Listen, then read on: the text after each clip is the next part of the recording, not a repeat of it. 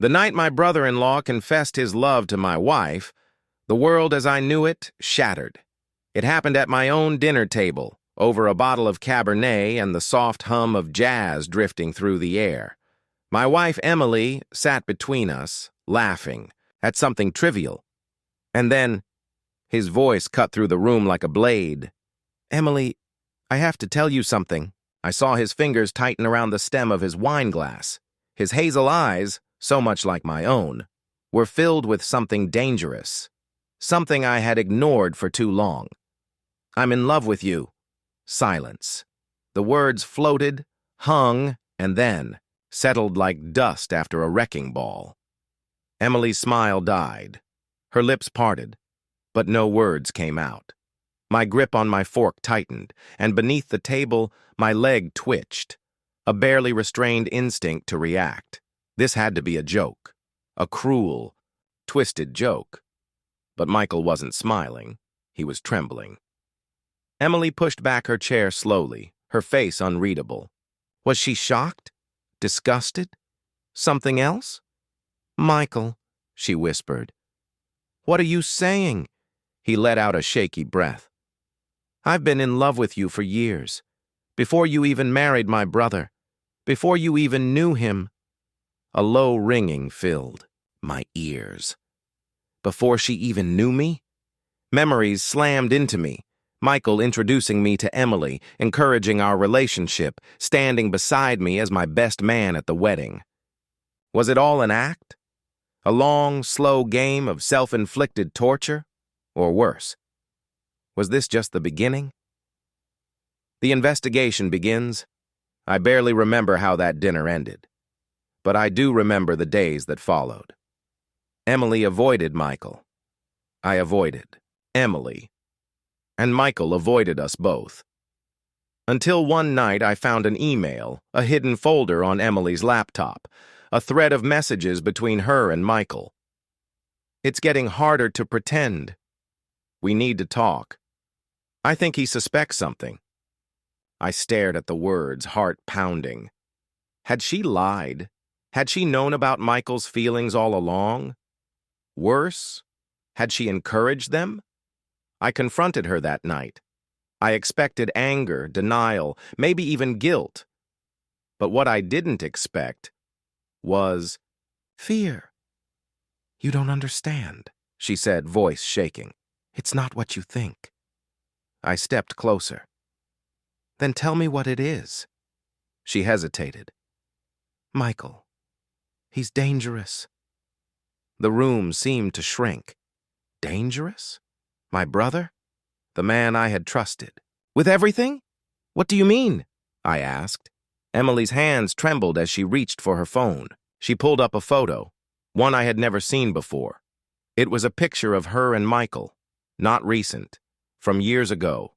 They were together, laughing, holding hands, and in the background, a date. 1 year before I met her. The truth unfolds. Michael hadn't introduced me to Emily by chance. He had orchestrated everything. He had given her to me, and now, years later, he wanted her back. But that wasn't even the worst part. Emily swallowed hard. "There's something else," she whispered. "Michael never got over what happened to Lisa." I felt my blood run cold. Lisa, my ex-fiancée, the woman who had mysteriously vanished one summer night, never to be seen again.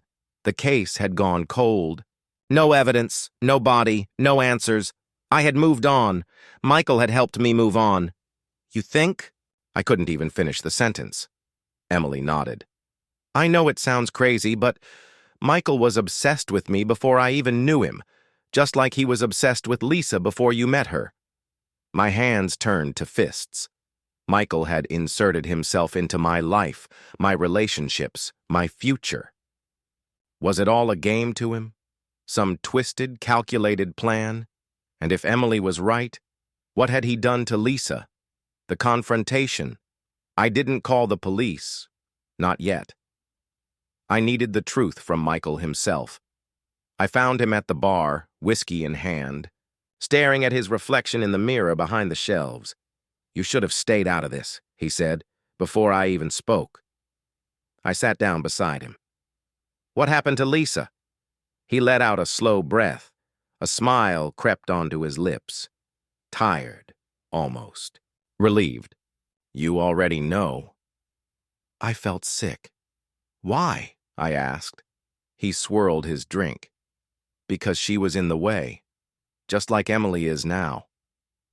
My muscles tensed. What did you do? I growled. He turned to me, eyes gleaming with something unhinged. The same thing I'll do again if I have to. A slow, heavy silence. Then I stood, reached for my phone, dialed a number. Michael didn't stop me. He only laughed. And as the sirens wailed in the distance, he raised his glass. You were always my favorite brother, he murmured, finishing his drink. And just like that, his game was over, or so I thought. Because 2 weeks later, I received a letter. No return address, no name, just 4 words. You made a mistake. And below, a photo of Emily. Sleeping. What happens next is a story for another time. The letter arrived in a plain white envelope. No stamps, no markings, just my name, scrawled in a familiar hand. I didn't open it right away. Something in my gut told me I didn't want to know what was inside. But fear is a funny thing. It doesn't stop you. It only slows you down. When I finally peeled it open and pulled out the contents, my hands started to shake. You made a mistake. 4 words, just 4, and beneath them, a photograph of Emily. Asleep in our bed. The angle was wrong, too high. It was taken from inside our house, a ghost that won't die. Michael was locked away. I had been there when the police took him. He hadn't resisted, hadn't protested, hadn't even asked for a lawyer. So how? How could he have sent this? I rushed to the bedroom. Emily was still asleep, her dark hair fanned out on the pillow. The same pose as in the picture. Shook her awake. Emily, I whispered. Get up. She blinked groggily. What's wrong? I held up the letter. The moment she saw the photo, all sleep vanished from her eyes. No, she breathed. No, no, no. He's in jail. This isn't possible. I checked every lock in the house, every window, every door. Nothing was broken. Nothing was forced. So either someone else had been inside, or Michael had never been working alone. The second confession needed answers. I drove to the prison the next morning. The guards were reluctant, but I had a friend in the department. 20 minutes later, I was sitting across from Michael in a cold, gray interrogation room. He looked up when I entered, smirked. Hello, brother. I didn't waste time. I threw the photo onto the table. Who took this? His eyes flicked to the image, then back to me. You already know. I leaned forward. My pulse was a drum in my ears. If you so much as... Relax, he said, waving a hand. I haven't left this cell. Check the logs. But that doesn't mean I can't still be involved. My blood ran cold. You had help. He gave me a slow, knowing smile. You should have looked closer, brother. The hidden betrayal. I drove home like a madman, running every red light. My mind raced through the list of people close to us. And then I remembered the emails. It's getting harder to pretend. We need to talk. I think he suspects something. They weren't from Emily. They were to Emily, and whoever had written them was still out there. The trap I didn't tell Emily about my visit to Michael. I didn't show her the emails. If she was innocent, I didn't want to scare her. If she wasn't, I needed her to believe I was still in the dark. That night, I set a trap. I placed a hidden camera in the bedroom, small, undetectable, aimed directly at the bed. Then I pretended to sleep. Hours passed. Nothing. Then, at 3:17 a.m., the bedroom door creaked open. A shadow moved inside. I kept my breathing slow, steady. My heart pounded as footsteps crept toward the bed. The figure stood there, watching. Then, a flash, a camera. They were taking another picture, just like before. I reached under the pillow, fingers wrapping around cold steel. Time to end this. The final twist, I lunged. The figure gasped, but I was faster. I tackled them, slamming them to the floor, pinning their wrists, and then I saw their face, and everything inside me shattered. "Emily?" She stared up at me, wide-eyed. No denial, no excuse, just the truth. "I'm sorry," she whispered. I felt sick. You've been working with him?" She shook her head. "Not working with him, She swallowed. "I loved him first. I loved him always." My grip loosened. "You knew what he did," I said. "To Lisa, to me. And you still—" Tears slipped down her cheeks. "I tried to stop loving him. I did. But he's always been a part of me. And when you found the emails, when you started asking questions, he told me to scare you. He said if I took the pictures, if I sent the letter, you'd start to doubt yourself, that you'd back off."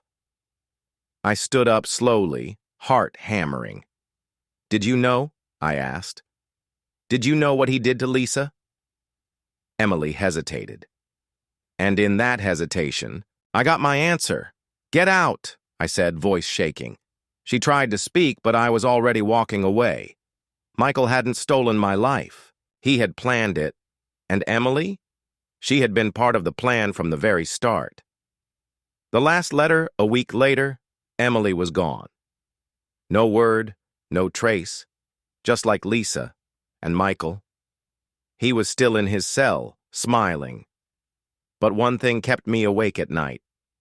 One last letter delivered to my doorstep. "This isn't over. You were never supposed to be part of the story." I burned the letter, but deep down I knew the story was far from over. For weeks after Emily disappeared, I barely slept. Every creak of the house made my skin crawl. Every shadow felt like it was watching me.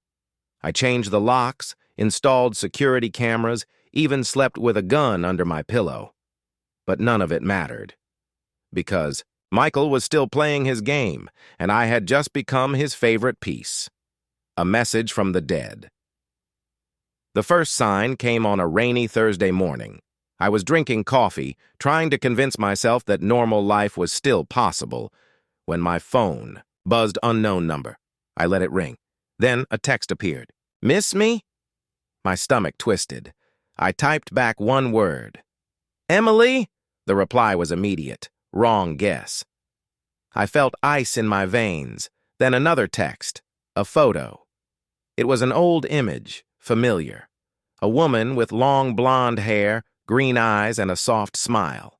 Lisa. Lisa, my ex-fiancée. The woman who had vanished years ago, and beneath the photo, one final message. "Come find me." The hunt begins. I went straight to the police. Showed them the texts. The photo, they traced the number. A burner phone, no leads. "It's probably Michael," the detective said. "He's messing with you from inside." But something didn't add up. Michael had been in prison for weeks. His communications were monitored. No way could he be sending these messages unless he had someone on the outside doing it for him. I had no choice. If the police wouldn't help, I had to do it myself. I dialed the number. This time it rang. A voice answered, soft, familiar.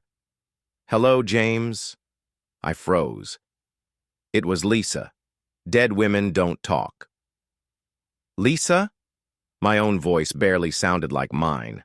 A breath on the other end. "You always were slow, James." My grip on the phone tightened. It couldn't be. Lisa had been declared missing, presumed dead. The police had searched for months. Was this a trick? A recording? Someone pretending to be her?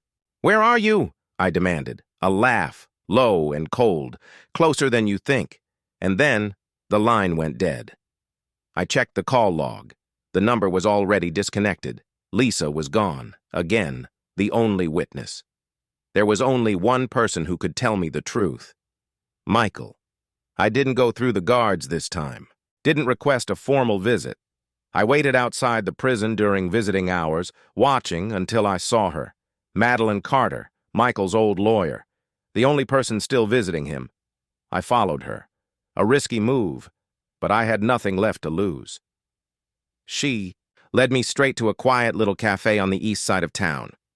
I waited until she got her coffee, then slid into the seat across from her. She didn't even look surprised. "James," she said, stirring sugar into her cup. "I was wondering when you'd come." I placed my phone on the table, opened the messages. "Lisa is alive." Madeline raised an eyebrow, took a slow sip of coffee. "Who told you that?" She did. Madeline sighed, setting her cup down. "You really don't. Get it, do you?" I leaned forward. "Then explain it to me." She tilted her head, studying me. Then, finally, she spoke. "Lisa never disappeared." My stomach clenched. "She was never missing," Madeline continued. "She was hiding." The world tilted. "From who?" I asked, though I already knew the answer. Madeline's lips curled into a small, knowing smile.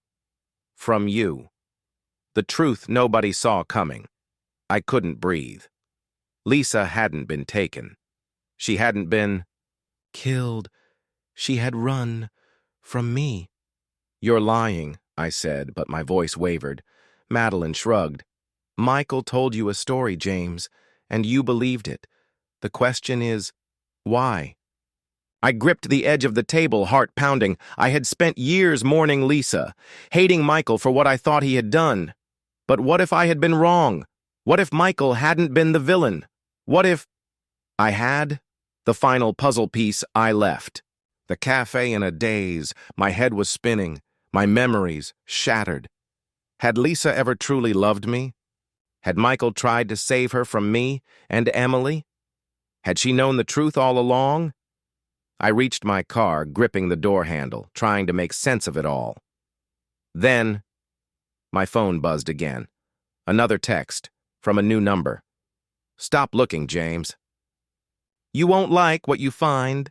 Attached, a video." I hesitated, then pressed play. The screen flickered. Grainy footage, a room, a chair, a woman tied up, Lisa. She lifted her head, bruised and shaking, her eyes locked onto the camera, and she whispered one word. "Run!"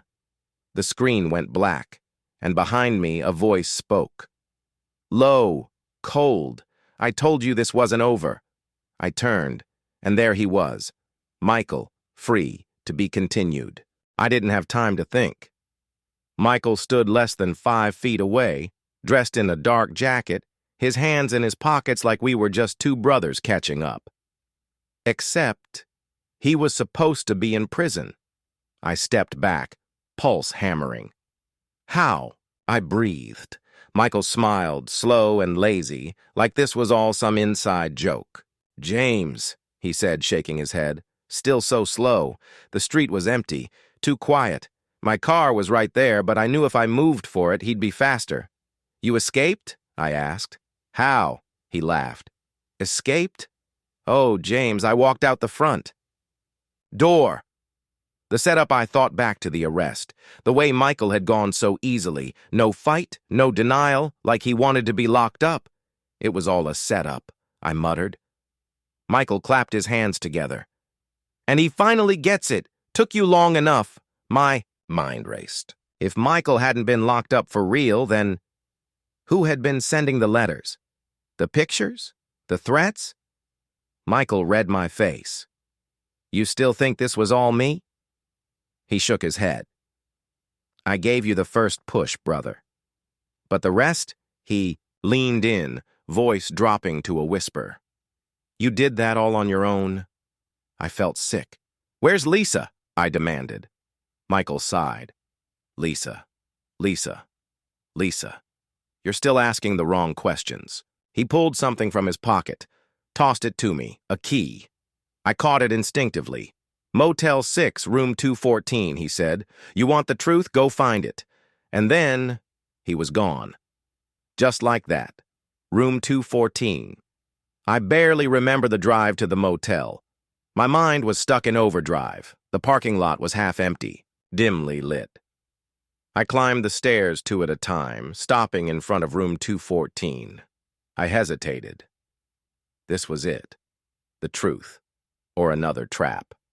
I slid the key into the lock, turned it. The door creaked open. The room was dark, but I saw her immediately.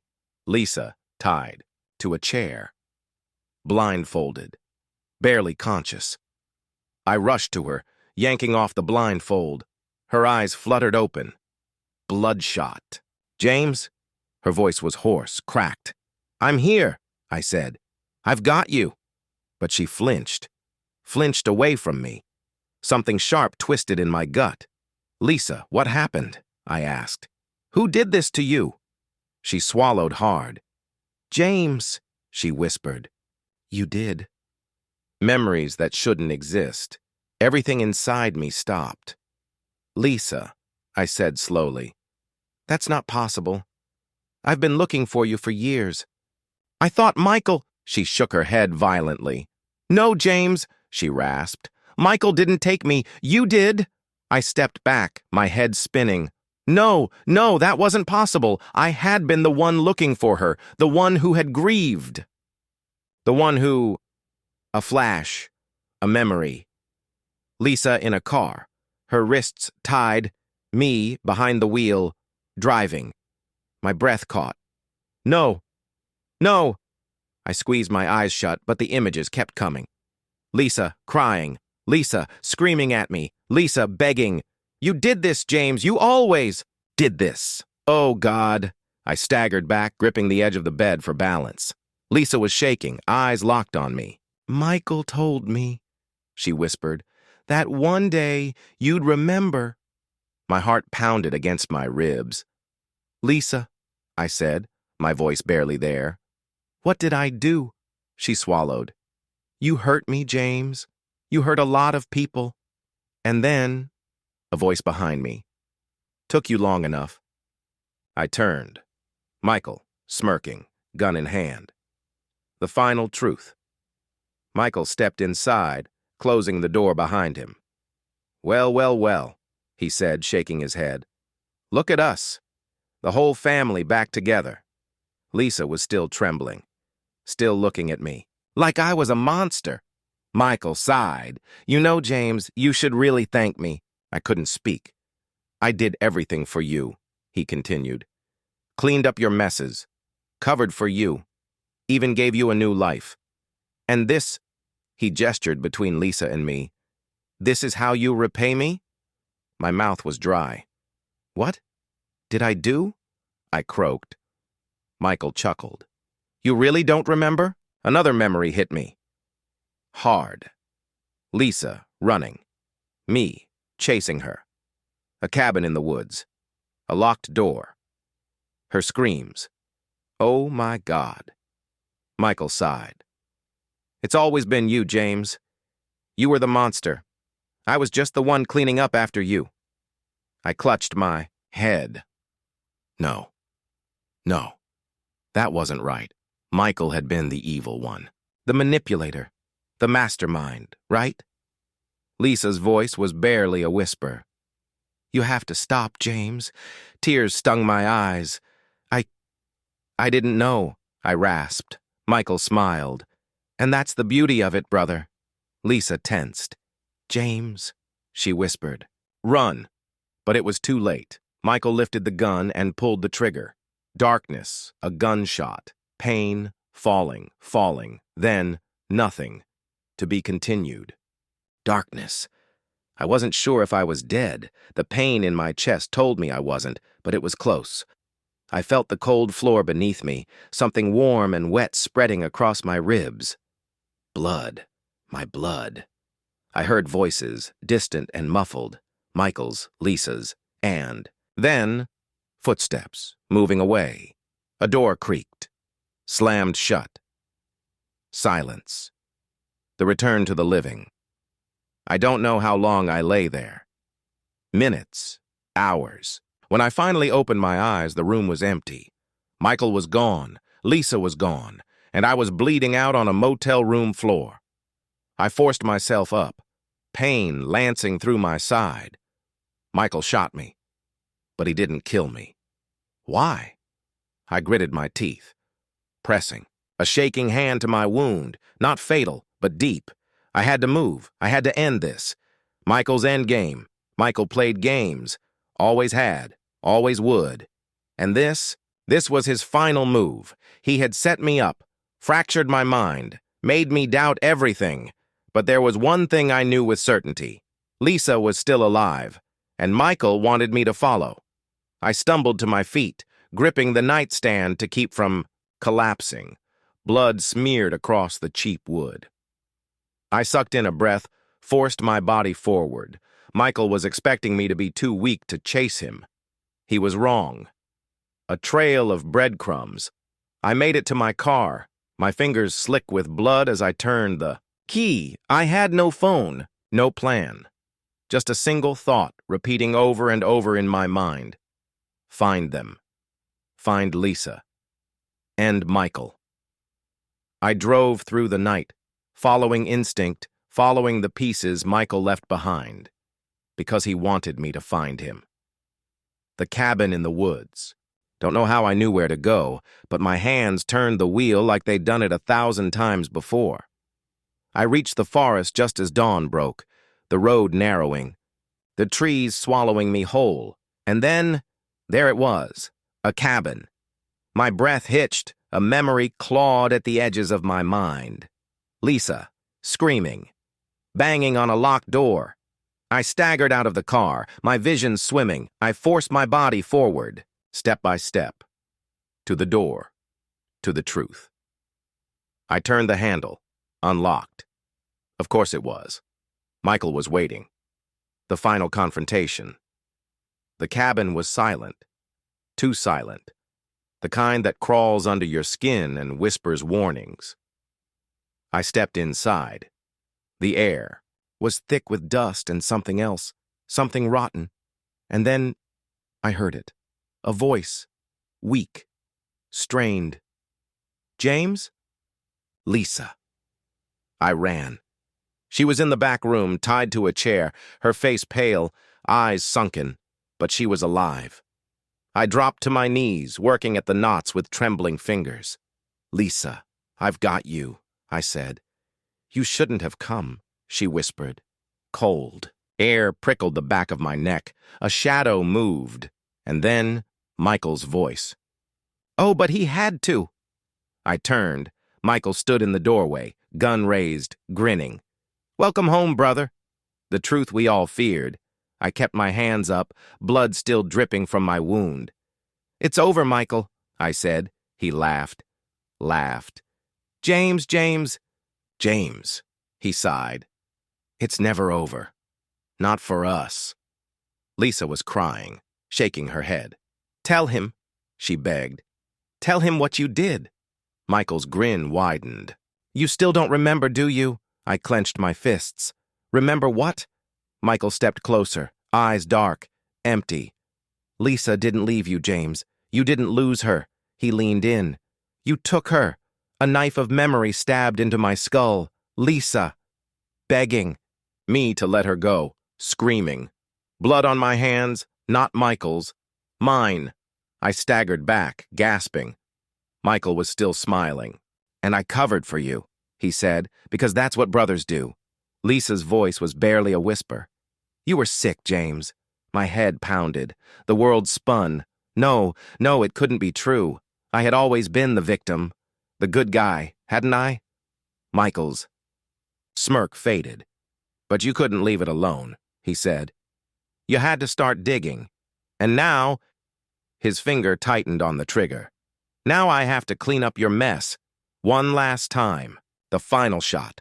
I lunged. The gun fired. Pain exploded through me, but I didn't stop. I slammed into Michael, the two of us crashing to the floor. We grappled, blood slicking our hands. I reached for the gun. A shot rang out. Michael froze, his mouth opened, then closed. His body sagged, and behind him, Lisa, holding the gun, hands shaking, tears streaming down her face. Michael's body hit the floor. A breath. Silence. Then, sirens. The aftermath. Don't remember much after that. The police. The questions. Michael's body, covered with a sheet. Lisa, wrapped in a blanket, refusing to let go of my hand. I remember one detective kneeling beside me, voice calm but firm. "James," he said, "we need to know the truth. About everything." I looked past him, at Lisa, at the blood, at the pieces of a story that no longer made sense. Who was the villain? Who was the victim? Who was I? I took a shaky breath, and I finally said the words that had been buried for too long. I don't know. The end? They say the mind protects itself, that it buries what it can't handle. I used to believe I was the hero, but now, I'm not so sure. Michael is dead. Lisa is safe. And me? I live with the memories, the ones I can't trust, the ones that whisper in the dark. They stitched me up in the hospital. Lisa sat beside me the whole time, her hands clenched in her lap, silent, pale. Neither of us spoke about what happened in the cabin, the things Michael had said, the things I had remembered, but the memories didn't stop. Even in the sterile white room, the scent of antiseptic clogging my lungs, I saw flashes, Lisa tied to a chair, Michael laughing, blood on my hands. And the worst part? I didn't know which parts were real. A Mind in Fragments Detective Harris visited the next day, grizzled, sharp-eyed, the kind of cop who'd seen too much. He pulled up a chair, flipping open a worn notebook. "We need to go over your statement. James." I swallowed. "I told you everything." He raised an eyebrow. "Did you?" My fingers twitched against the rough hospital sheets. "You tell me?" I muttered. Harris sighed. "Your brother is dead. Your wife was kidnapped. And you were found at the scene bleeding out. That much we know." He leaned in.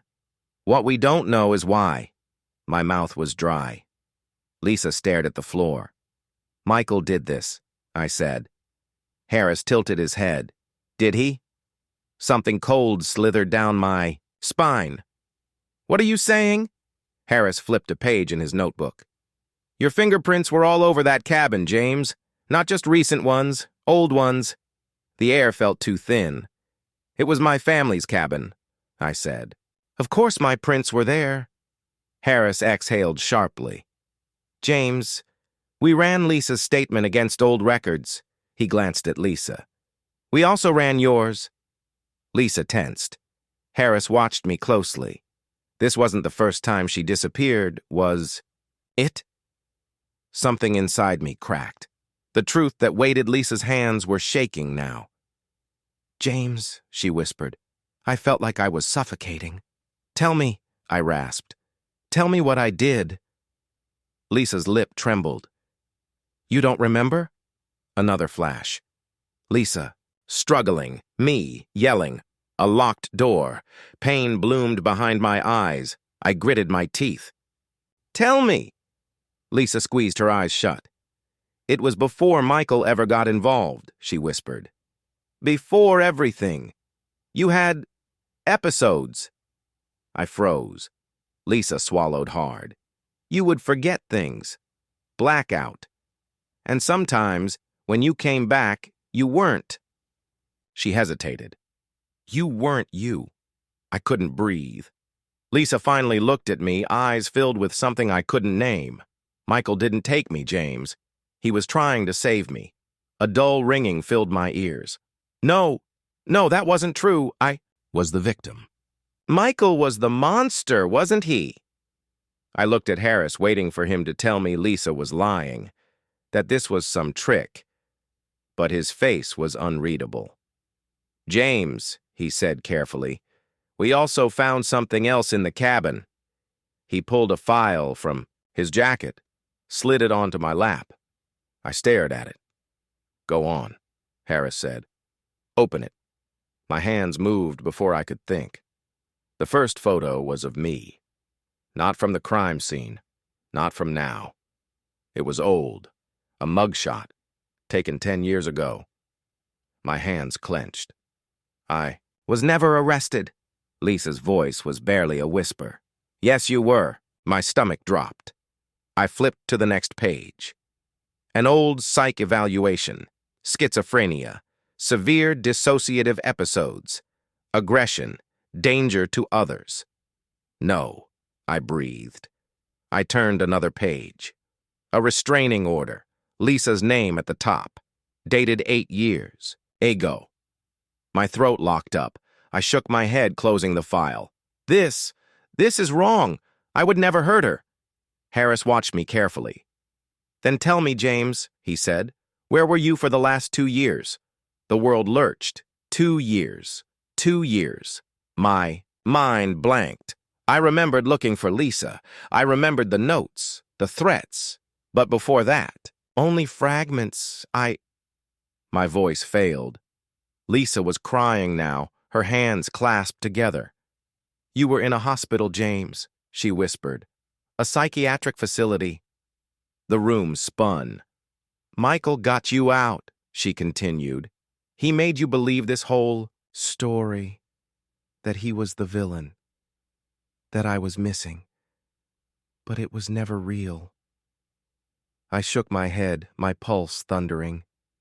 No, I remember the notes.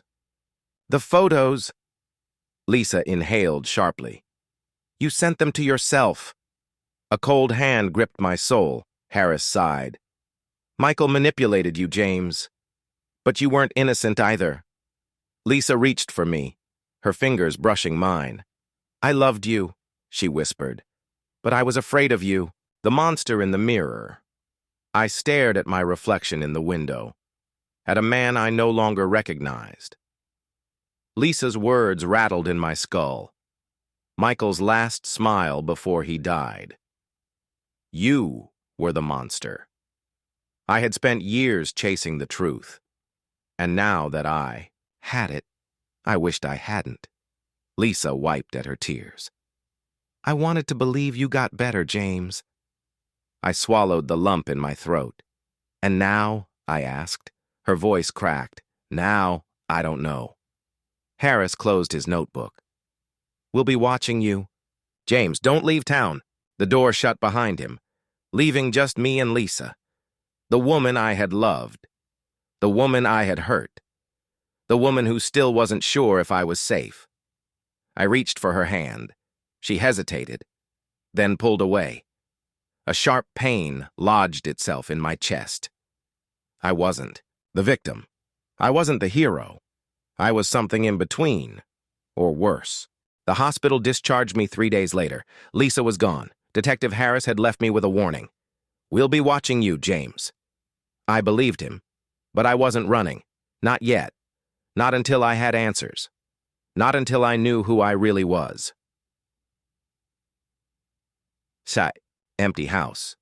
I returned to the house Lisa and I had once shared. It felt wrong, like stepping into a crime scene before the blood had dried. Dust had settled over the furniture. The air smelled stale, untouched, a house abandoned long before I ever left. I walked through the silent rooms, my fingers trailing across old memories, a wedding photo, a coat she never took with her, and then a locked door. The one at the end of the hall. I knew what was behind it before I even turned the key. Michael's old room, the place he had stayed before things went to hell. I hesitated, then pushed it open. Michael's final message. The room was untouched. A bed, neatly made, a desk, undisturbed, and on it, a single envelope. My name scrawled across the front in Michael's jagged handwriting. I picked it up, heart pounding, tore it open with trembling fingers, and read, James, by the time you read this, I'll be dead. I knew it would end this way. It had to. I tried to help you, brother. I tried to fix what was broken, But some things can't be fixed, and some truths are better left buried. But I know you. You won't stop. You'll keep digging, even when you shouldn't. So here it is. Your final clue. Go to the place where it all started, the place we swore never to return to. You'll find what you're looking for there, but be careful, James. Some ghosts should stay dead. Michael, the place we swore never to return. I read the A letter 3 times. Michael was leading me somewhere. Not to a trick, not to a trap, to the truth. And I had a sick feeling I already knew where. The asylum, the place I had been locked away for 2 years, the place my mind refused to remember. I exhaled slowly, and for the first time in my life, I was truly afraid. The asylum I drove through the night, the road. Stretching endlessly before me, fog clung to the trees, a storm rumbled in the distance, and then, finally, the building loomed before me. Blackridge Psychiatric Hospital, abandoned, rotted, forgotten, but not by me. My stomach churned. Something waited inside, something Michael had wanted me to find, and I was finally ready to face it. I stepped inside, and the doors slammed shut behind me. To be continued. The asylum swallowed me whole. Dark corridors stretched endlessly, walls peeling with time and decay, the scent of mildew mixed with something else, something older, something rotting. I stepped forward, my breath shallow. Michael had sent me here. For what? I had to know, even if it killed me. The echoes of Blackridge. My footsteps echoed in the silence. Everything felt wrong, not just abandoned, haunted by something I couldn't name. The halls whispered to me, not in words, but in the feeling of déjà vu. I had been here before, lived here. A ghost of myself walking these same halls, lost in a world I couldn't remember. The floor plan came back in flashes. I knew where I was going. The forbidden wing I stopped in front, of a door. Old, rusted, but not locked. The nameplate had long since been scratched off, but my fingers found the grooves of the missing letters. My throat tightened. My name had been there once. I pushed it open. The room was small, a bed with restraints. Mirror bolted to the wall, and a file waiting on the desk, yellowed with age, as if someone had known I would come, as if someone had left it for me. I opened it, and my world shattered. Patient 24601, James Carter. Subject exhibits severe dissociative amnesia, memory loss recurrent and inconsistent, extreme paranoia, prone to violent episodes when confronted with reality. Diagnosis, dissociative identity disorder. Secondary personality, exhibits signs of aggression, obsessive tendencies, and fixation on subject's former spouse. Recommendation.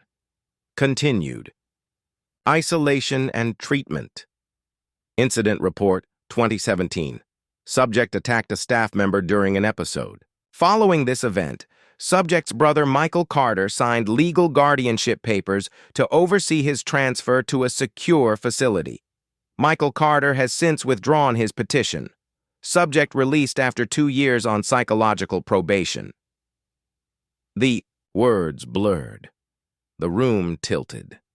Dissociative identity disorder. Michael hadn't been my enemy. He had been my caretaker. And Lisa? Lisa had never been in danger. She had been running from me. I gripped the table, my breath ragged. The flashes in my head sharpened. The memories I had ignored, rewritten, buried. Lisa begging me to leave her alone. Michael trying to stop me. The cabin, the knife in my hand. Blood. My blood. His? I stumbled backward, knocking over the chair.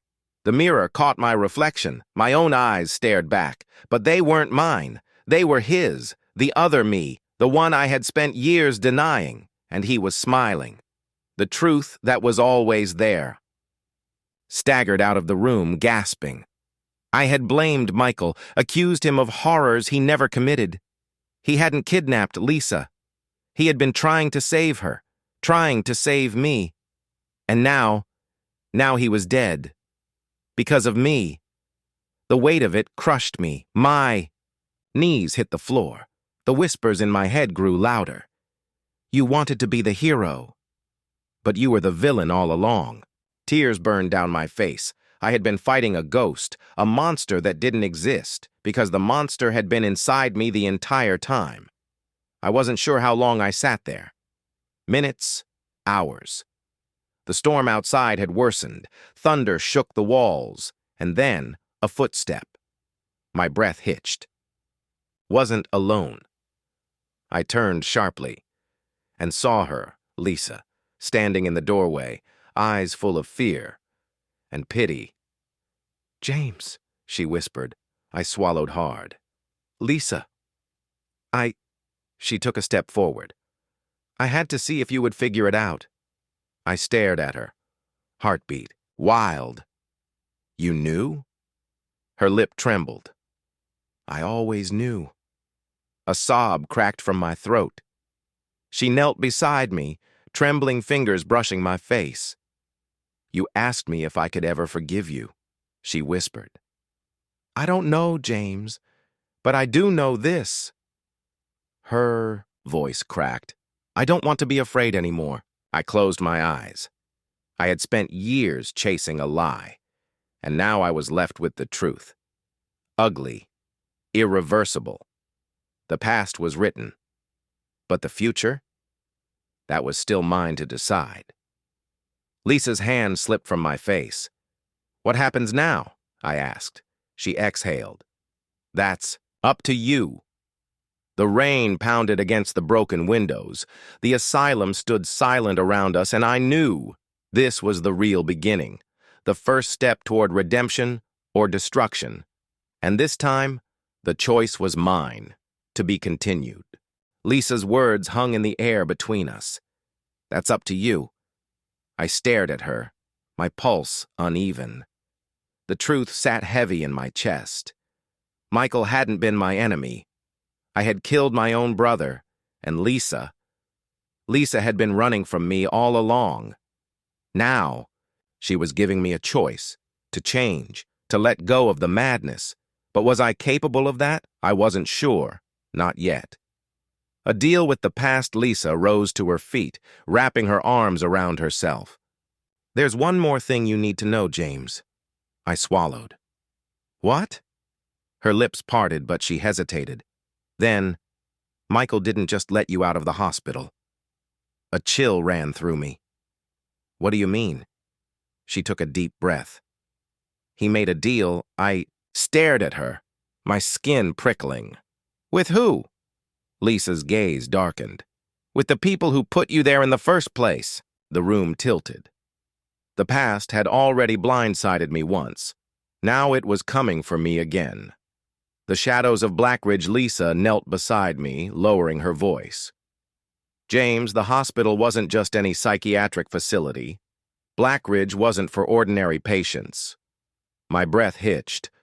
"Then what was it for?" She exhaled. "People like you." The words dug into my skull like nails. "Like me?" Lisa swallowed. "People with alternative personalities, dangerous ones. Ones that could be used." The air turned to ice. "Used?" Lisa hesitated. "Blackridge was a government project, James. An experiment." My heart slammed against my ribs. "No," she nodded. "Yes." I shook my head, laughing bitterly. "You expect me to believe that? That I was some kind of experiment?" Lisa's eyes held no humor. "You don't have to believe me, but that's why Michael got you out. He knew they wanted more than just treatment for you. He knew they were watching." I ran a hand through my hair, my breathing sharp. "And you? You knew too?" Lisa's face twisted with something unreadable. "Michael kept me out of it. I just wanted to be free." I stood, feeling the weight of the walls around me. Blackridge, the place where my mind had been fractured, where they had studied me like an experiment. It wasn't just an asylum, it was a prison. And now, if Lisa was right, it was something worse. I turned to her. If they let me out, does that mean they're still watching me? Lisa's lips parted, but before she could answer, a sound echoed through the halls. A footstep. Not ours. We weren't alone. The man in the shadows, Lisa's eyes went wide. I grabbed her wrist, pulling her back against the wall. Silence. Then, another step. I turned toward the darkness. Who's there? No response. Then, a voice. Low, steady, unfamiliar. You weren't supposed to come back here, James. A shape stepped out of the shadows, a man in a dark coat, face unreadable, but his posture, dangerous. Lisa tensed beside me. Who are you? I demanded. The man took a slow step forward. Someone who knows exactly what you are. My stomach twisted. And what is that? The man smiled. An asset that was never meant to be released. The truth clicked into place. Michael's warning, the missing pieces of my memory, the way I had been let out. They had never really let me go. They had just been waiting. Lisa gripped my arm. James, we need to leave, now. But the man shook his head. I'm afraid that's not an option. Then, a second shadow moved behind him. A third. And I realized we weren't just being watched, we were being hunted. Nowhere left to run. Lisa's fingers tightened around mine. My pulse hammered in my ears. Think, James, think there were 3 of them, 2 of us. Lisa wasn't a fighter, but I was, or at least the other me was. The question was, would I let him out? Or would I fight this as James Carter? The decision burned in my chest.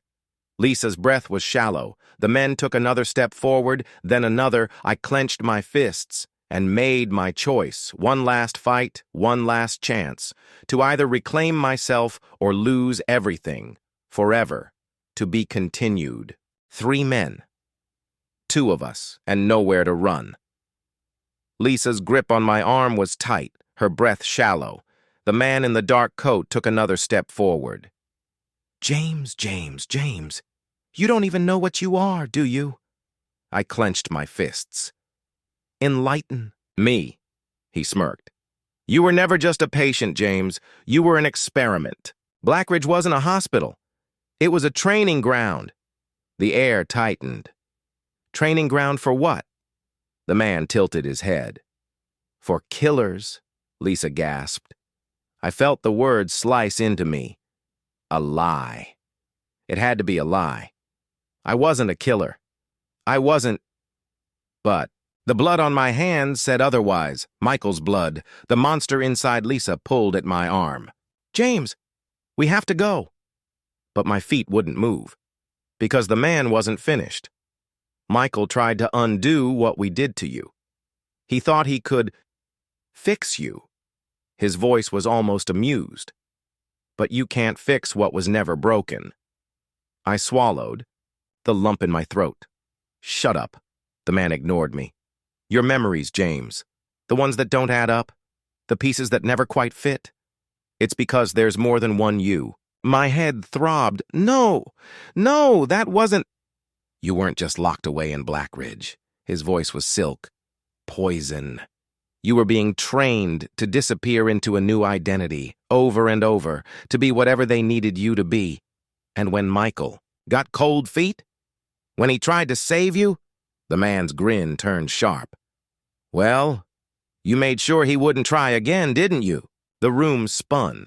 Lisa was saying something. I couldn't hear it, because the truth was unraveling inside me. Michael, the asylum, the missing years. I hadn't been a prisoner, I had been a weapon, and I had killed the only person who ever tried to stop it. Lisa's voice finally cut through. James, move! The fight! The man lunged, Lisa shoved me, and I snapped back into the moment. My body moved on instinct. I ducked the first blow, spun. The second man grabbed at me. I caught his wrist, twisted. A sharp crack filled the air. He screamed. Then something Inside me shifted. A memory flickered. Not mine. His. The other me. The part I had spent years burying. And he was awake now. He knew how to fight, how to kill. And if I let him take over, I might not come back. Might lose myself forever. Lisa was backing away. Eyes wide. Scared. Not of them. Of me. I had a choice. Let the monster take over, or end this my way. The choice, I took a slow breath, steadied myself, and forced the monster back down. No more games, no more running. I wasn't going to let them control me. Not again. I turned back to the man in the coat. You think I'm your weapon? I stepped forward. He hesitated. Good. You think I'm still yours? I grabbed him by the collar and slammed him against the wall. Then you don't know a damn thing about me. He struggled, but I held firm. Call them off, I growled. His lips curled. Or what? I leaned in. Or I'll show you exactly what you built. The challenge in his eyes flickered, and I knew I had him. He nodded once, a silent signal. The other two men hesitated, then stepped back.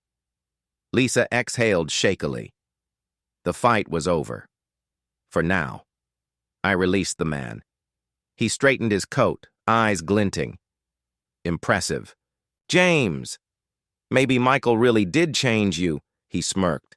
Or maybe he just made you more dangerous. I didn't blink. Stay away from me. Stay away from her. He chuckled. You still don't get it, do you? You don't walk away from this. You never did. I held my ground. Watch me. Lisa grabbed my arm. James, let's go. I turned, and we walked away. The road ahead. We drove in silence. Lisa's hands were tight on the wheel. I stared out at the empty road, my mind spinning. I had my answer now. Wasn't just broken. I had been made this way. But I wasn't their weapon anymore, and I sure as hell wasn't done. Lisa finally spoke. What now? I exhaled. Now? I turned to her. A storm rumbled in the distance. Now we burn it all down. And for the first time in a long, long time, I meant it. To be continued. The road stretched out ahead of us, dark and endless. Lisa's hands were still gripping the wheel tight. Her knuckles were white, her gaze distant. I could feel the tension in her, the fear, but also something else. Relief. She had seen the other me, the version I had been so terrified would surface, the one who could kill, who could break, who was unstoppable. But something had shifted. Something had held me back, and that meant I still had control. I was still me, but that wouldn't last forever. Burning bridges. The sky above us grew darker, clouds swirling like a storm on the horizon. My mind was a storm, too. Lisa spoke again, her voice quiet but firm. James, what exactly are we doing? I turned to her, my gaze hardening. We're going after them, the people who made me into this, into what I am. They need to be stopped. Her fingers tightened on the wheel. But how do we even find them? I was silent for a moment, weighing the possibilities. We had no leads, no real plan, just a gut feeling. But sometimes, when the darkness has taken everything, all you have left is your instinct. I leaned back in the seat, staring out at the night. I think I know who we need to talk to. The informant, a few hours later, we pulled into a small, dilapidated town. The kind of place you pass through when you're on the run. Quiet, forgotten, and easily overlooked. Just like me. The address I had was a rundown diner. The kind that never seems to close, no matter the hour. The sign outside flickered, half broken, but the lights inside were still on. Lisa didn't ask questions as I led her inside. She knew better. The place was nearly empty, save for one man sitting in the corner booth. His eyes were hidden behind dark sunglasses, even though it was almost midnight. He was waiting for us. I motioned to Lisa to stay back as I approached him, my steps slow but deliberate. You're the one they call the Hawk, right? He didn't flinch. His lips curled into a faint, predatory grin. And you're the one they've been trying to erase. I slid into the booth across from him. I need answers. He studied me for a moment, then nodded. Everyone does. But I'm not in the business of giving answers without a price. I didn't hesitate. I knew the stakes. Name your price. His grin widened, revealing teeth too sharp. You're not going to like it. A deal with the devil, the Hawk was a shadow. A ghost in the underworld of secrets, rumors, and deals too dangerous to make. But he wasn't just any informant. He had connections, high-level connections, to the very people who had built me. The ones who had trained me, manipulated me, turned me into a weapon. Lisa stayed back, watching with wide eyes as I negotiated. I felt the weight of her gaze on me, felt the anxiety crawling up my spine. But I couldn't stop now. Not when we were so close. All right, I said, my voice low. What's the price? He slid a folded piece of paper across the table. You want them? I'll get you their names, their locations, but in return I need you to do something for me. I opened the paper, without hesitation. The names were on it, along with a list of locations that made my blood run cold. I didn't need to read them all to know who they were. They were the architects of my nightmares, the ones who had built Black Ridge and used it to make monsters, like me. But the deal wasn't over yet. I looked back up at him. What do you need? He leaned in, his voice dropping to a whisper. I need you to take down the people who are coming after me. The words landed like a blow. I paused. The Hawk wasn't just an informant. He was involved. He had crossed them. And now he was asking me to do what I did best, destroy. I could see the urgency in his eyes, the fear, but there was no going back now. I nodded slowly. Deal. The trap we left the diner with the names, the locations, and the promise of vengeance. But the further we drove, the more the air grew thick with tension. I couldn't shake the feeling that we had just stepped into something much bigger than we anticipated. Lisa was quiet beside me, her face pale. Do you trust him? She asked softly. I glanced at her. Not even a little. She didn't respond, but I could see the conflict in her eyes, the same uncertainty that gnawed at me. We were about to face the very people who had controlled me for so long, the ones who had pulled the strings, who had molded me into a weapon. But this time, I was the one with the power, and I was done being used. The final countdown. The coordinates on the map led us to a secluded compound in the middle of nowhere. The air felt thick with secrets, the ground beneath us dry and cracked. We parked the car at a distance, hidden by the shadows. I could feel the tension in Lisa as she followed me, staying close but never saying a word. The compound was heavily guarded, but I wasn't planning to walk in through the front door. The darkness worked in my favor. It always had. We crept toward the back, moving like shadows. The compound loomed in front of us like a beast waiting to be tamed. The night felt alive, humming with the promise of a storm that had yet to break. I felt the familiar stir of something deep inside me, a reminder of what I was capable of. But tonight it wasn't the monster that guided me. It was James Carter, the man who was tired of being a weapon, of being controlled. Lisa's footsteps were almost soundless beside me. She was my anchor. She had to be.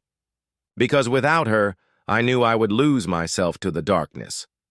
As we approached the compound, the world around us seemed to hold its breath. The guards were just ahead, their voices low, casual, unaware of the storm creeping closer. We had to move quickly. I turned to Lisa, my eyes meeting hers in the pale moonlight. Stay close, I whispered. She nodded, her face pale but determined. We reached the wall, and I paused, listening. There was a faint hum of electricity, the buzz of a fence that was still powered. A guard turned the corner, his flashlight beam slicing through the night. I moved without thinking, pulling Lisa into the shadows. The guard's footsteps passed by, and I felt my pulse quicken. We were so close now, so close to the answers that had been buried for years. Infiltration. The compound was silent once the guard passed. We moved in tandem, my hand on the small of Lisa's back, guiding her forward. My mind raced with strategy, with the knowledge of every path, every guard rotation, and every escape route. The dark corners of my past were now the tools of my future. I didn't need to ask her to be quiet. She already was. We reached the back of the building. A single door stood between us and the heart of the compound. Behind it, I knew, were the answers I'd been searching for. I tried the door handle. Locked. I glanced at Lisa, then back at the door. "It's locked," I muttered. She raised an eyebrow, a mischievous glint in her eyes. "Then what are we going to do about it?" A grin tugged at my lips. "I think you know the answer to that."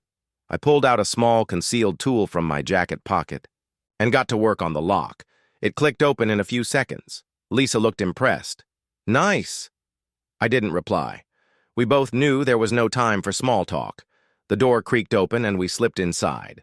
The heart of the beast, the inside of the compound, was nothing like I expected. Cold, sterile. The hum of machinery filled the space, and there was the faint scent of chemicals in the air. It felt like a lab, but not just any lab. This was the place where they had created me. I led Lisa down a long corridor, my heart pounding in my chest. The walls were lined with security cameras, but I already knew how to avoid them. My steps were precise, my senses sharp. Finally, we reached a door at the end of the hall. It was unmarked, but I could feel the weight behind it. This was it. I turned the handle slowly, listening. When I pushed it open, the room beyond was bathed in the glow of fluorescent lights. There was a table in the center of the room, papers scattered across it. Monitors blinked with unreadable data, and at the far side of the room, there was a door leading to what I could only assume was an even deeper level of the compound. But the most important thing was the man standing there. He was tall, dressed in a crisp black suit. His face was impassive, but his eyes held something cold, something that made my blood run cold. "James," he said calmly, as though he had been expecting me. The architect of monsters, I froze. I had heard his voice before, in fragments, in my nightmares. The man smiled faintly. "You don't remember me, do you?" "Not yet." I gritted my teeth. "I don't need to remember you." The man chuckled softly, the sound cold and empty. "You were always meant to be special, James. You were our greatest success." I took a step forward, feeling the anger bubbling inside me. "What did you do to me? What did you do to all of us?" He didn't flinch. "You were the perfect candidate. The perfect vessel. We tested the limits of human potential in ways no one else dared to. We made you what you are." I swallowed hard, forcing the words out through gritted teeth. "A weapon!" His eyes gleamed. "Yes, a weapon that could disappear. James, a weapon that could go undetected, change identity, slip in and out of places, do whatever we needed." I felt a surge of fury. "You made me into a monster." His smile widened. "No, James. We made you into something more." I stepped closer. "I'm not a weapon anymore. I'm not your experiment." He raised a hand, motioning. "Toward the monitors.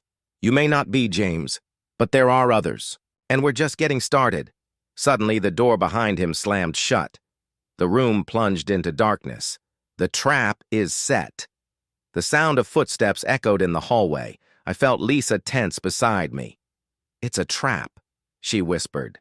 I nodded, turning toward the door. I knew it was too easy. This was never about answers. It was always about control. The room hummed with tension. The air felt thick, as though the walls themselves were closing in. The men in black suits advanced, their weapons raised, but there was no fear in their eyes, only cold, calculated certainty. They had done this before. They had prepared for this, but what they hadn't prepared for was me. I stood there, feeling the pulse of something inside me. The cold, dark thing that had been trained, twisted, honed. But it was locked away, for now. The man in the black suit stepped forward, his voice steady. "You've made your choice, James, but it's too late to stop us." I didn't flinch. I didn't blink. I simply looked at him, narrowing my eyes. "You think you control me? You think you can keep making weapons like me?" I took a step forward, my voice low and dangerous. "No. You've created a monster, but you've forgotten one thing. Monsters aren't controlled." The man smirked, but there was a flicker of doubt in his eyes. "You're wrong, James. You're nothing but a tool, just like all the others." I felt my body tense, the words stinging more than they should have. They weren't just trying to break me physically, they were trying to break me mentally, to remind me of who I used to be, to remind me of the experiment. But I wouldn't let them. "I'm not your tool anymore," I said, my voice colder than before. "And neither are the others. You can't keep us in the dark forever." I reached into my jacket and pulled out a small device. It was a tracker, one I had planted earlier when we entered the compound. I threw it to the ground, and it began to beep. The sharp mechanical sound filled the room, and the men stiffened. They hadn't seen it coming. The break before they could react. I moved. In a blur of motion, I grabbed the nearest man by the wrist, twisting his arm behind his back, and shoved him into the others. The crack of his shoulder dislocating echoed in the room. Lisa was already on her feet beside me, her eyes sharp. I didn't need to say anything. She knew exactly what to do. She grabbed a nearby chair, swung it into the nearest guard, knocking him to the ground. We fought together, fluid and fast, moving like we had done this 1,000 times before. The guards were well trained, but they were still human, and we had the element of surprise. I slammed a fist into the face of the man closest to me. He staggered back, disoriented, and I didn't waste a second before knocking him unconscious with a sharp kick to the chest.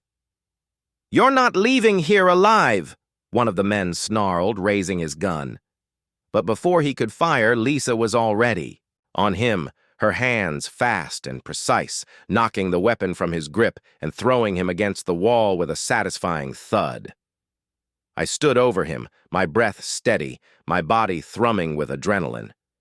The room was filled with the sound of bodies hitting the floor, but it wasn't enough. Not yet. The voice, the man in the suit, the one who had spoken earlier, was still standing. He hadn't moved, his eyes watching us with a strange mix of admiration and coldness.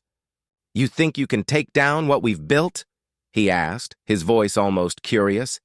"You're just a broken experiment. You're nothing without us." I took a step toward him, my gaze unwavering. "I'm not broken," I said, my voice low and controlled. "I'm not your experiment. You're the one who's broken." He smirked, unfazed. "You think you've won? That you can just walk out of here with everything we've done in the past years exposed?" His eyes gleamed with cold malice. "You have no idea what you're dealing with." I felt a sharp pang of doubt in my chest, but I pushed it down. He was trying to rattle me. He was trying to make me second-guess myself. I wasn't going to fall for it. "I know exactly what I'm dealing with," I said, my tone firm, "and it's over. Now tell me everything." He laughed, the sound hollow. "You really think I'm going to talk? You think you can just—" Suddenly, his eyes flashed with something darker, something far more dangerous than what I had seen before. A warning. And then the walls of the room shuddered. I heard the faint sound of alarms blaring in the distance, the high-pitched wail of, "A lockdown." "It's too late," the man said, his grin widening. "You've made your move, James, but so have we." The twisty froze. Something in his voice. Something about the way he said it sent a chill down my spine. "What did you do?" I demanded. The man's eyes gleamed with a wicked delight. "You don't think you're the only one who has secrets, do you?" A strange sound filled the air, a mechanical whirring, a grinding noise that rattled the entire compound. I turned to Lisa, but she was already looking at me with horror in her eyes. "James," she whispered, her voice trembling. "They've activated the fail-safe." Before I could react, the ground beneath our feet shook, a sudden explosion of noise reverberating through the room. The walls around us rippled as though they were alive, pulsing with energy. The room was bathed in a sickly green light, the fluid-filled tubes pulsing with a life of their own. Each contained a distorted reflection of me, different faces, different bodies, but the same haunted eyes. They were the failed experiments. The ones who hadn't made it, but they were still here, still alive, or something close to it. I felt my chest tighten as I stepped closer, my breath quickening. It was too much to take in at once. All these years of searching for answers, and now I was faced with the truth. They had never just created one weapon. They had created an army. "This is what you've been hiding," I said, my voice low and raw. "You didn't just make me, you made them too. But why? Why all of this?" The man in the suit didn't answer at first. He just stood there, a smug smile playing at the corners of his lips. His eyes, cold and calculating, never left mine. "You want to know the truth, James?" he asked, stepping closer to me. "This has always been about control, about evolution. You were just the first successful experiment." I clenched my fists, the anger bubbling beneath the surface. "The first? So I'm just the prototype, the test run." He nodded slowly. "Exactly. But you weren't the only one we tested on. We used different methods, different variables. Some of them didn't survive the process. Others." He trailed off, his gaze flickering to the tubes behind him. I turned, and my heart sank. There were faces in those tubes. Faces that looked like mine. Faces that were me, but not quite. A new horror Lisa, who had been silent beside me, finally spoke. What do you mean by didn't survive?" The man's smile deepened, and he motioned toward the far corner of the room, where a large, dark doorway stood. It was different from the others, more guarded, more secure. "If you want to know what happens when things go wrong, you'll find your answer in there." His voice had an edge now, as though he was savoring the fear he was planting in me. "But be warned, James. Some things are better left unknown." I could feel the weight of his words in my gut. This wasn't just about me. It was about everything they had done, every life they had twisted, every experiment they had ruined. I looked at Lisa. She was trembling, her eyes wide with fear and confusion.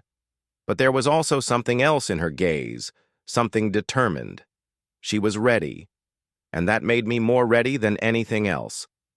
I nodded to her, my expression hardening. "We're going in." I turned toward the dark doorway. The final chamber. The door slid open with an eerie hiss, revealing a cold, sterile chamber.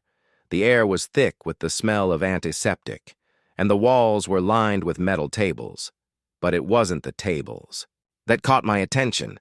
It was the figures strapped to them. They were alive. The first one I saw, his eyes wide with terror, was barely human. His body was twisted, contorted in ways that shouldn't be possible. His skin was a pale, mottled gray, and his limbs were too long, too thin. The scars that covered him were fresh, as though he had just been created. I swallowed hard. My throat went dry. "What are you doing to them?" I demanded, my voice cracking as I looked back at the man in the suit. He didn't answer immediately. Instead, he stepped into the room with a slow, deliberate pace, almost as if savoring the moment. "This is the result of our most ambitious experiment," he said. These are the failures. The ones who couldn't be controlled. The ones who couldn't adapt. I moved forward, stepping closer to one of the tables. The figure on it twitched, his eyes flickering toward me, full of fear. He was still conscious, still aware, and the pain in his gaze was something I couldn't ignore. "You did this to them," I whispered, my voice trembling. "You turned them into this." The man in the suit finally spoke, his voice low and almost regretful. "Not all of them were failures, James. Some were close. But the truth is, you were the only one who could endure the process. The others couldn't handle the changes, the stress. Their bodies broke down. I felt sick, broken. These weren't just failures. These were people. People who had been ruined by the same system that had ruined me."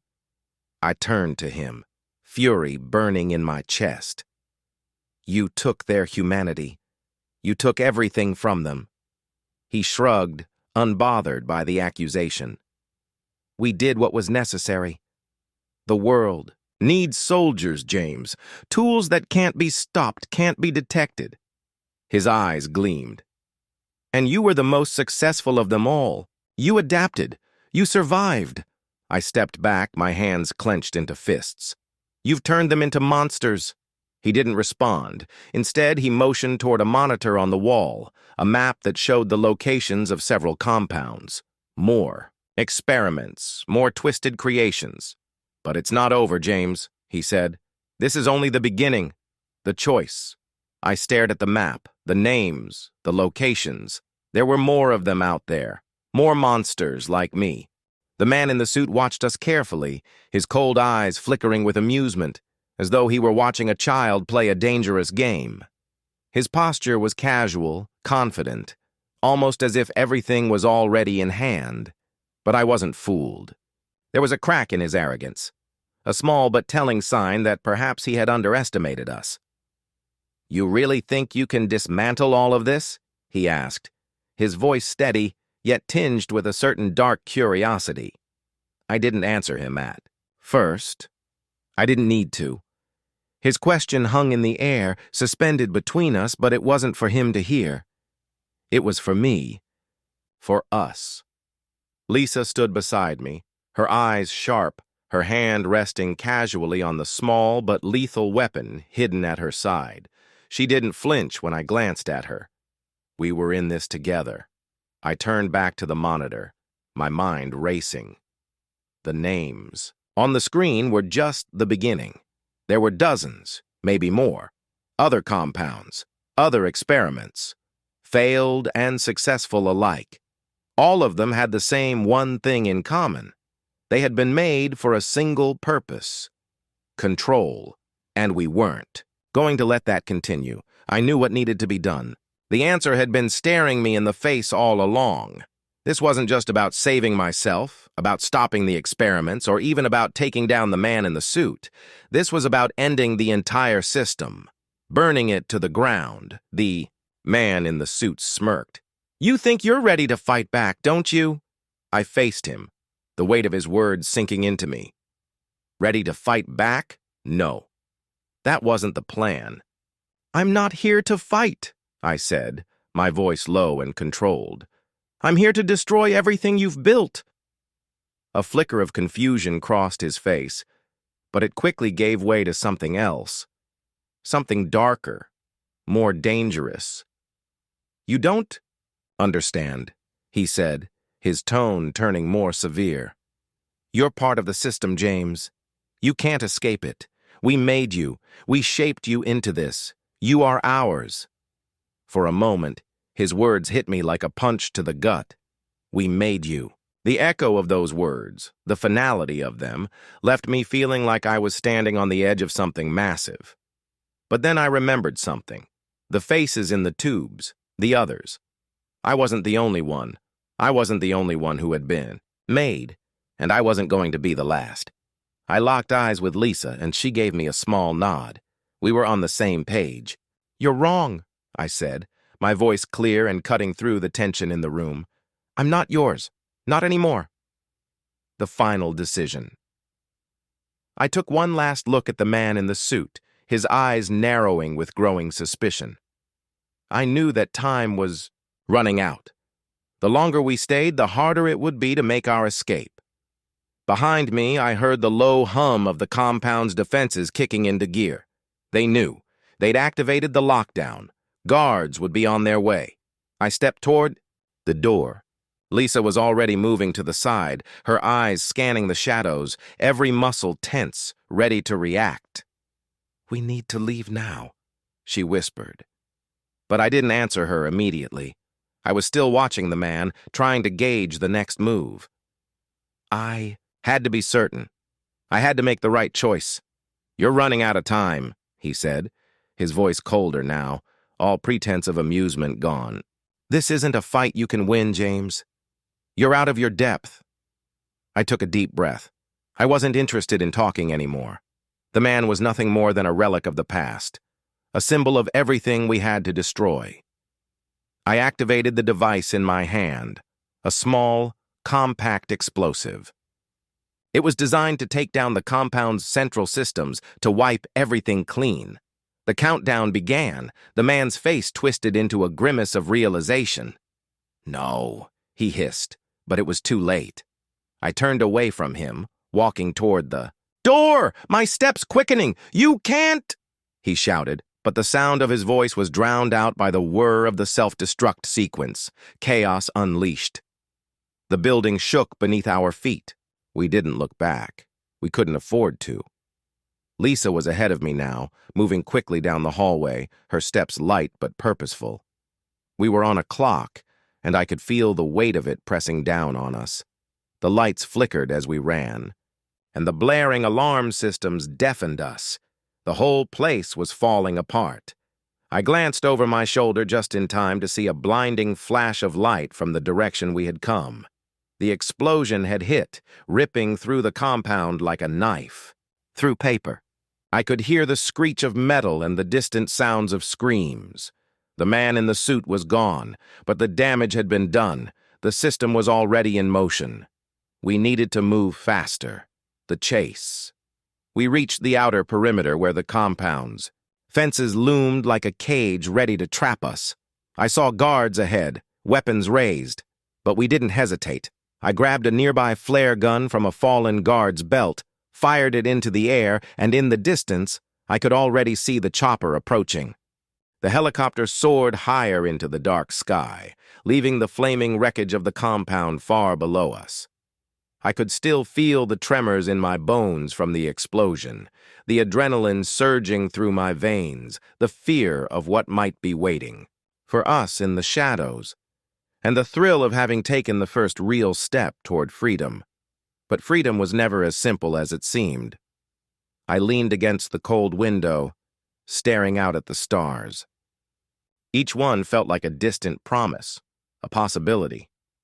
I wasn't sure what the next chapter held, but I knew one thing for certain. I wasn't going to let anyone else suffer the same fate, not like the others, not like the failed experiments. Wasn't just going to survive. I was going to fight. Lisa sat across from me, her eyes scanning the horizon, always alert. She had a way of staying calm in the face of danger, but I could see the exhaustion beneath her steady exterior. "You okay?" I asked quietly. She glanced at me, her lips twitching into a smile that didn't quite reach her eyes. "I'm fine," she replied. But I knew her well enough to understand the weight behind her words. There was more to this than just escaping. We both knew that. "What now?" she asked, her voice low, almost resigned. "We've burned the place down, but the fire's only just started. We've got a whole network to take down." I looked back out at the stars, the weight of the question heavy in my chest. I thought about the coordinates, the names, the others still out there, hidden, waiting, perhaps unaware of the horrors they were tied to. "We find them," I said firmly. "The ones who were made like me. The ones who still don't know they're part of this." Lisa's eyes narrowed, and she shifted in her seat. "And then what?" We can't just bring them all in, James. You saw what happened when we tried to get answers. These people, these organizations, they're not going to stop. And neither will the ones they've created. I understood what she meant. Every failed experiment, every twisted creation, every person like me was another weapon in their arsenal. If we didn't stop them all, they would keep making more, keep testing, manipulating, and breaking. We had no idea how deep this went, how many layers were still hidden beneath the surface. We don't bring them in, I said quietly, turning to face her. We take them down. She looked at me for a long moment, her brow furrowed as she tried to make sense of the decision I'd just made. You're saying we go after them all, she said, the weight of the idea sinking in. And how do you propose we do that? With what? How do we even begin? I smiled, a dark edge to it. The answer was simple. We didn't have the luxury of taking our time. We didn't have resources or allies, but we had something they never expected. Us. I leaned forward, pulling out the small device from my pocket. It was a simple piece of technology, but it had access to all the data we'd gathered from the compound's network. The names, the locations, the files, everything. This is how we start, I said, tapping the screen, the glow lighting up our faces. We find out who's still in charge, who's still pulling the strings. We shut down their operation piece by piece. Lisa looked at the screen, her eyes sharp as she absorbed the information. You think we can do it? She asked, doubt flickering in her voice. We have to, I said, my voice unwavering. If we don't, there'll be no one left to stop them. No one left to save the others. No one left to put an end to this. The first target.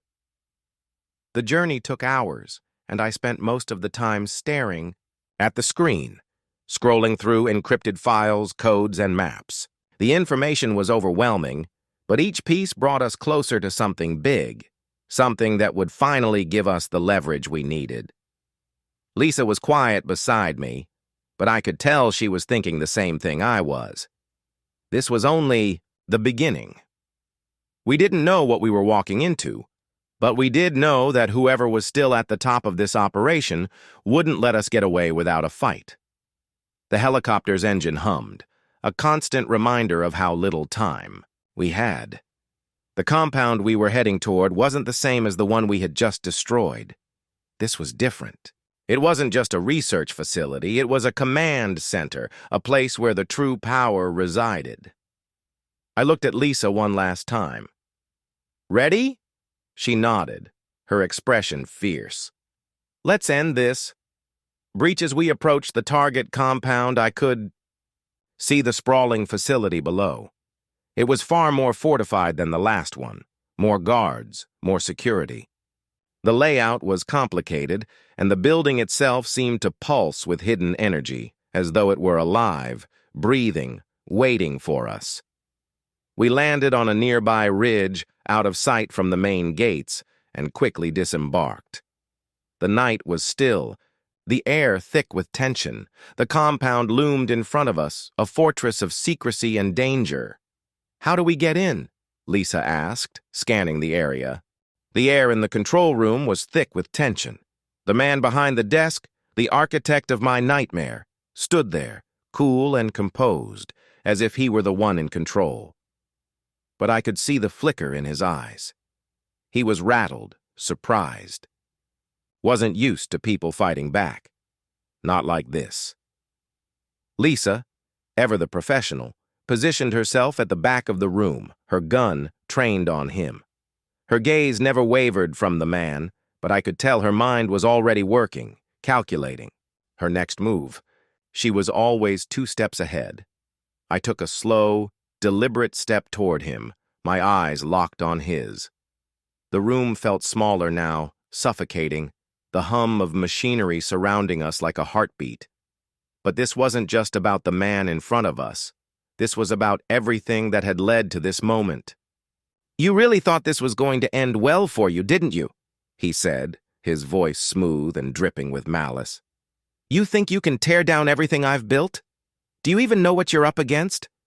I didn't answer him immediately. There was no point. The truth was, I didn't know exactly what we were up against. But what I did know was that we had come too far to back down. Too many people had been destroyed by this system, too many lives manipulated, experimented on, turned into nothing more than tools. And if that meant we had to destroy this whole network, this entire foundation of corruption, then so be it. I know exactly what I'm up against, I said, my voice low but steady. And it's going to end tonight. For a moment, there was silence. Then, his lips curled into a twisted smile, one that didn't reach his eyes. Do you really think you're in control here? You're just a cog in the machine, just like the rest of them.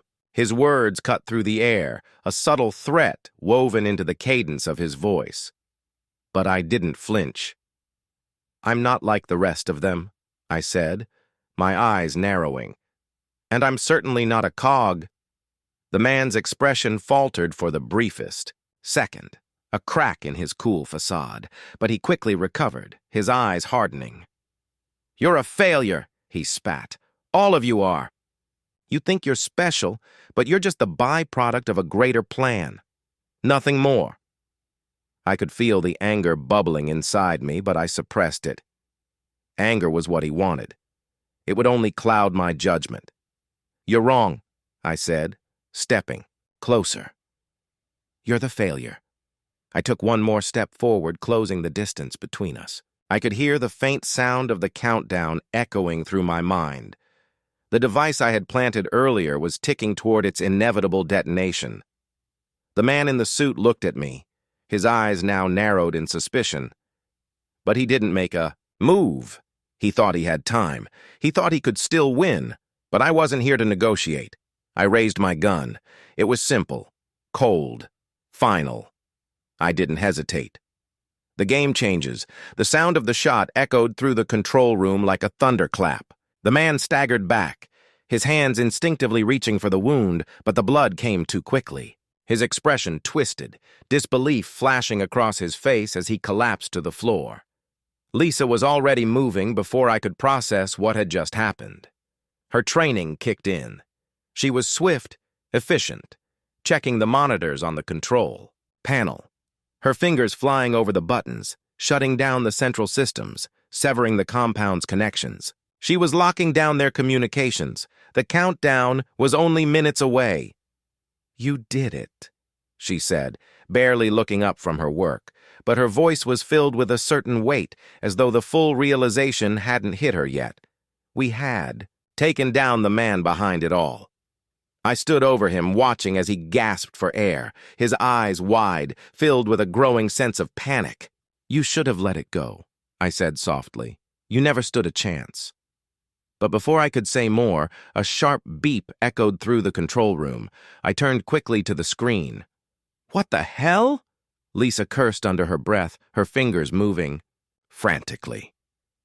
The countdown was still running, but there was something else. Something unexpected. Another layer. I wasn't just here to destroy the man.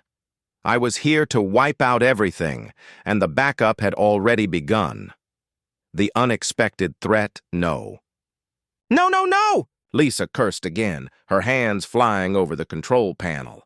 This isn't just a fail-safe. It's a complete system reset. They have an entirely new facility offline, and they're rerouting all data to a secondary base. I felt my blood run. Cold. A secondary base? It wasn't just the compound we'd attacked. This went deeper than that. A new set of experiments. A new set of resources. The screen flashed red.